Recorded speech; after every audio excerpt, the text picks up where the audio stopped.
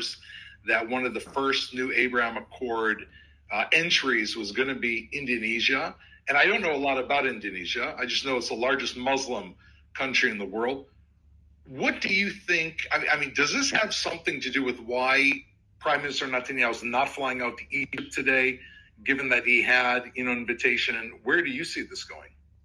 Well, that's definitely possible. We don't know exactly what are the details regarding the invitation. We heard just this morning that Prime Minister Netanyahu was invited to Sharm el-Sheikh and that he would go.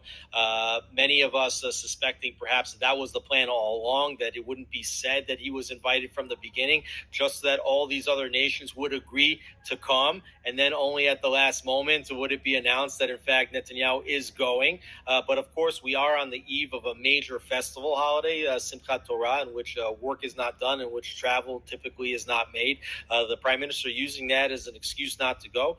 We don't know if that's really the reason why he doesn't want to be there. We don't know if the Prime Minister doesn't want to go specifically so that he can say that he's not party to anything that's discussed, if in fact the terms that are put on the table at the Sharm el-Sheikh summit don't pan out the way Israel and Netanyahu would want.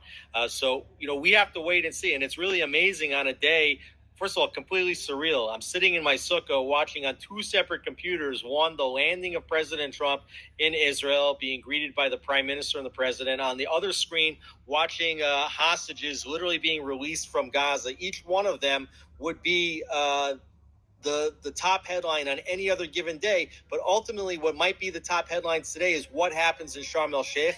And that still, we have to wait and see what happens. And we're going to have to wait and see, even as we go into a holiday when many Israelis are going to be turning off their screens.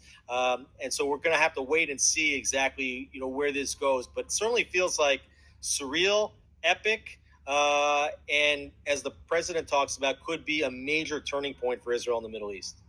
Golden age. He said that he believes that this is the symbol of the beginning of the golden age for Israel and the beginning of the golden age for the United States. And it's interesting to see President Trump on a day like this. You said you're sitting in your sukkah, and I've already said goodbye to my sukkah. I'm back in my office, but the sukkah is the time that we talk about the nations of the world coming to celebrate. And the Speaker of the House, Ohana, he called Trump, and this has been the word, Cyrus the Great. And for our viewers who maybe don't understand who Cyrus is, Cyrus was the head of Persia 2,500 years ago that said to the Jews that had been conquered by Babylon, the temple had been destroyed, they were in Persia, go home and build the temple. And the Jews go home, and we didn't even have the supplies. We weren't even ready to build the temple. In fact,